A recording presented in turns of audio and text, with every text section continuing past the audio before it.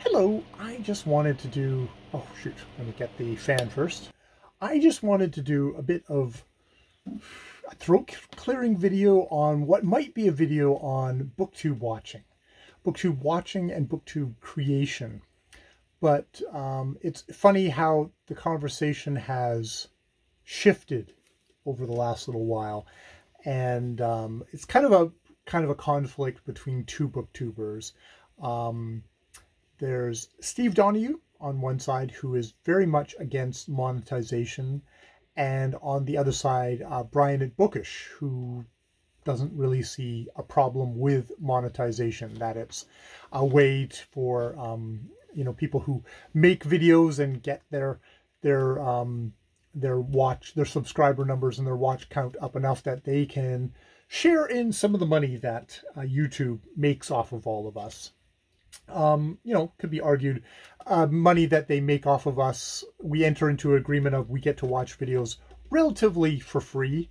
There's a bit of cost of time, sometimes of commercials, some of which are skippable, some of which are not, which is, I guess, how YouTube makes its money, and also probably, yes, gathering all our information just by the presence of being on here.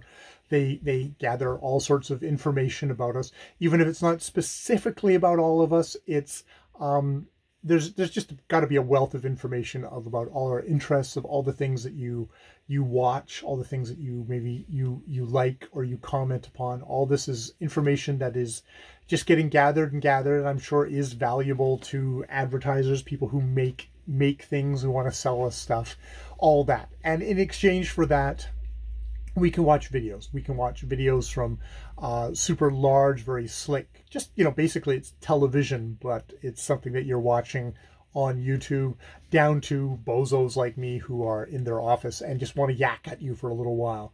And, with varying levels of interaction. Obviously for the big television ones, you're not going to really get any particularly one-on-one time with a star of one of those. Even some of the higher booktubers, you probably, the chances are you're going to have a one-on-one interaction with them are pretty low to non-existent. Down to, if it's a bozo like someone like me in my room, there's a pretty good chance either in the comments, if they've got their comments open, you can have a conversation with them. You can develop friendships between various different content creators, or just people who are you have people in your comment section that you chat with and you talk and you get to know them, and it's actually just kind of a back and forth. So there's the whole spectrum, and I think a part into that spectrum is the disagreement that Brian and Steve have over ads. And Steve very much sees a very kind of narrow part of BookTube, our part of BookTube, I would argue, which is very much people in their rooms, just, chatting on camera, who interact with other people. I don't interact with people in my comments because I find it very stressful, but I do enjoy leaving comments and talking with people in their comment videos, in their comment sections on their videos. That is fun. That is like, it is a social activity. That's where YouTube blurs the line between being a content delivery system and being a social media where you're talking to people, you make friends and stuff like that. And I guess Steve very much sees it as the kind of the having a conversation with someone.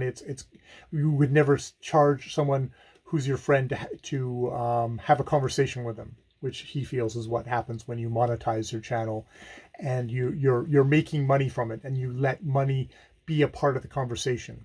On the other side, I think Brian looks at it from the point of view of, he's not like saying like, I'm going to force. He did a video where it's just like, what can you do to help out a YouTuber who is making videos?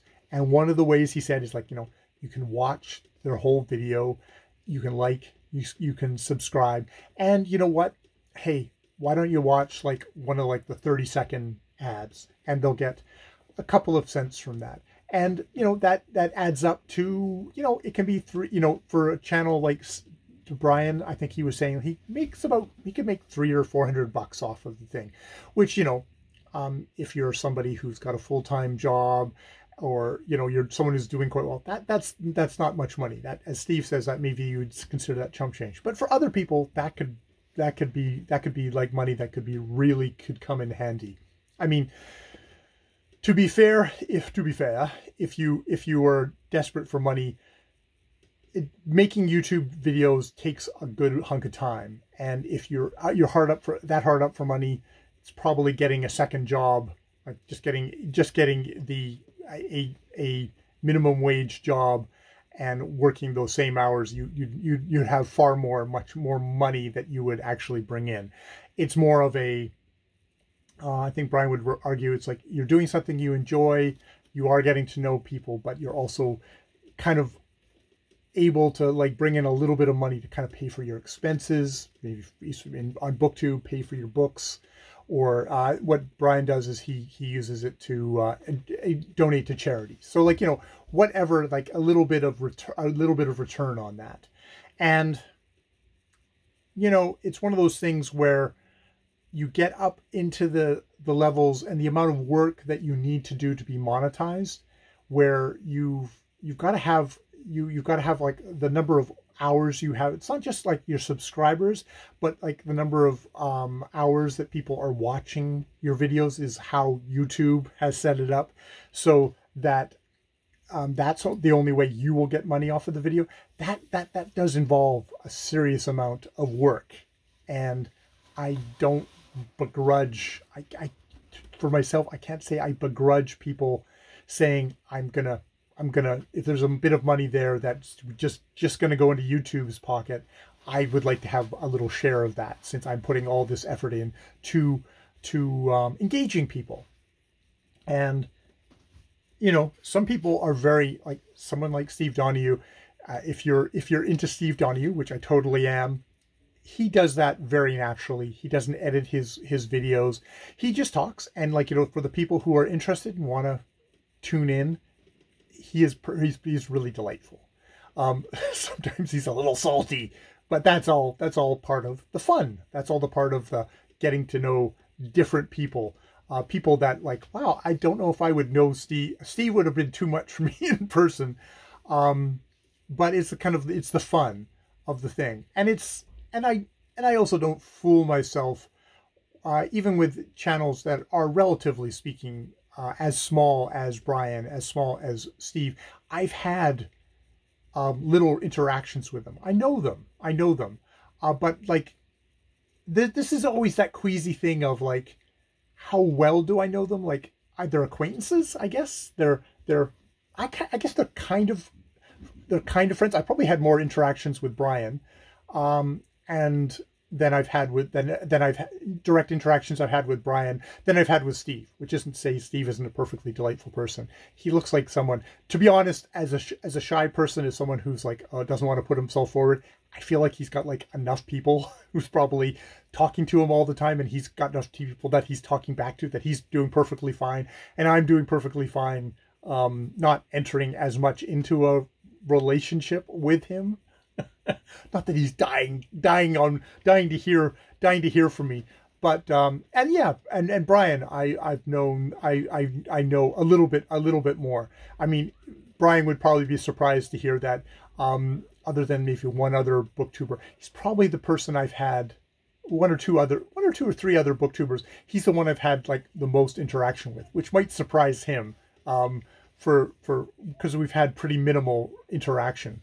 I think this comes down to the fact that for myself, as a booktube, just as a watcher of booktube, not as the creator, I'm not great at social media, or I don't know if I'm great at, I'm wary of social media. There's some ways that I think I know lots and lots about Steve Donahue and Brian at Bookish, and that's completely an illusion from having watched their videos. That is a complete illusion. I do not know. I know a very limited, even someone like Steve, who is shown, I've watched, you know, thousands upon thousands of hours of his videos. That's just, I've watched his videos. This is this is one of those social media relationships, which is it's one-sided. Steve probably has watched one or two of my videos. I think I can confirm maybe he's watched one or two of my videos, maybe not even at my best. And so he you know, we don't know each other. And so I don't know what I'm asking for in a relationship. My view of the relationship, I don't view that that Brian has ads that he makes money off of on his videos. I don't see that as a betrayal of our relationship, as whatever our relationship is. I don't see that as a betrayal. I think he's a very genuine person, and I don't, you know, he's quite open that he's monetized his channel that way. I don't feel like he's on the hustle as it was. You don't get that sense. There's definitely people that you feel like, okay, look, they've turned this into their business. This is how they're going to try and make money, and they're making this the hustle. And, you know, this is to make money, and that is completely fine. And I probably find it more objectionable when you get people who seem to be trying to fool you into believing that, no, I care about you guys. We have a really deep relationship.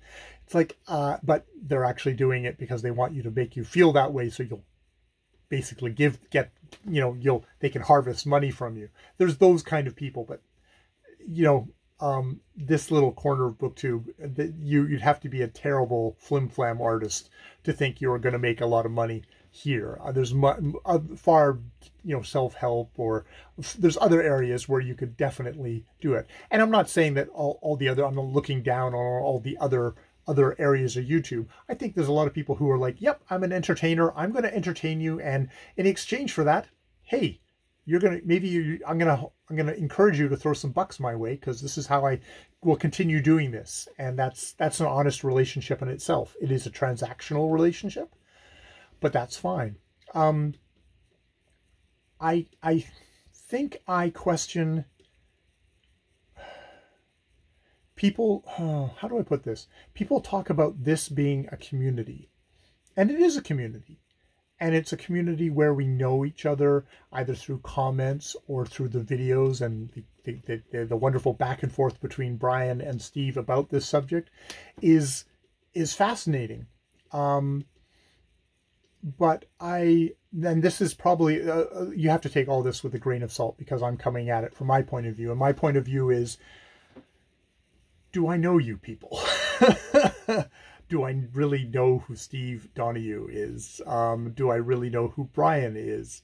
I know little bits about you. We have an interesting relationship,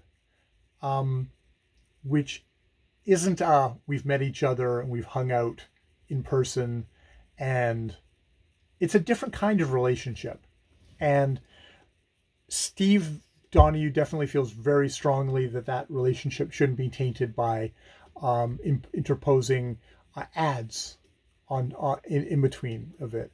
Though, I mean, he does have an odd thing of, as Brian pointed out, he's got a Patreon, which, spoiler, I thought was hilarious. And I kick in $1.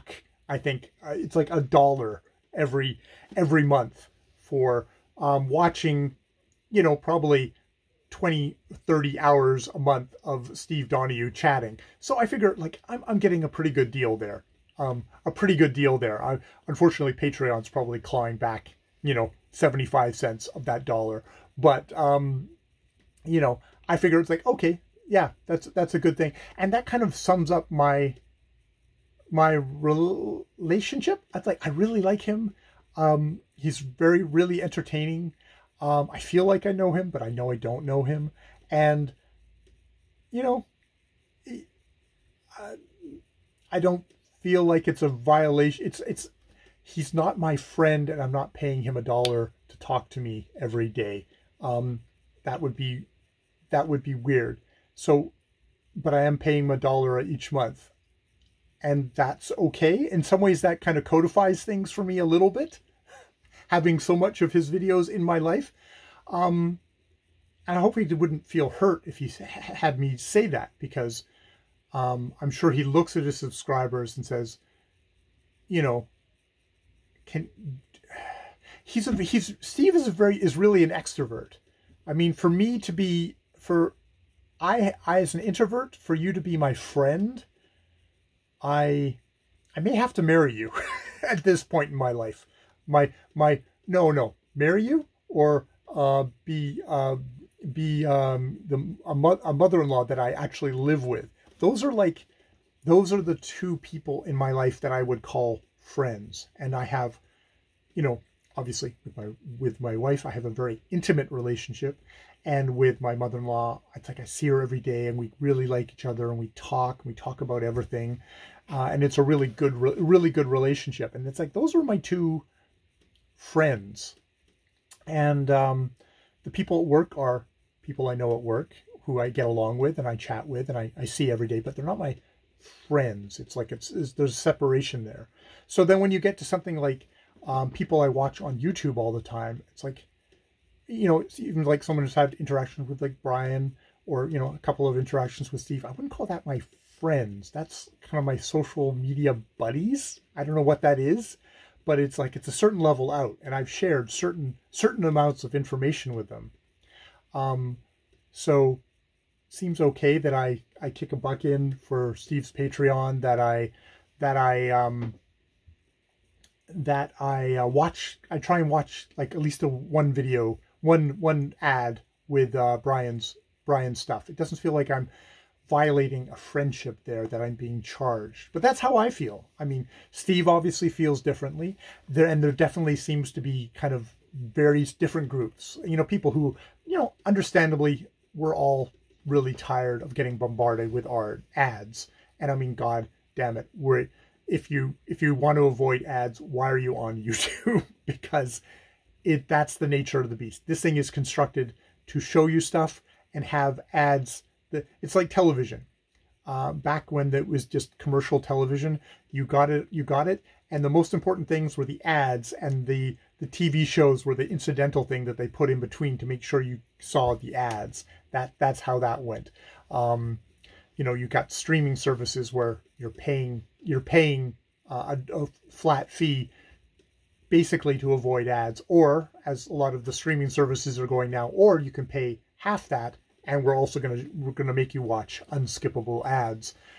So I can see why people get frustrated with that. I don't think there's anything wrong with people making a little bit of scratch from that, or making a whole ton of scratch, making a shit ton of money from that.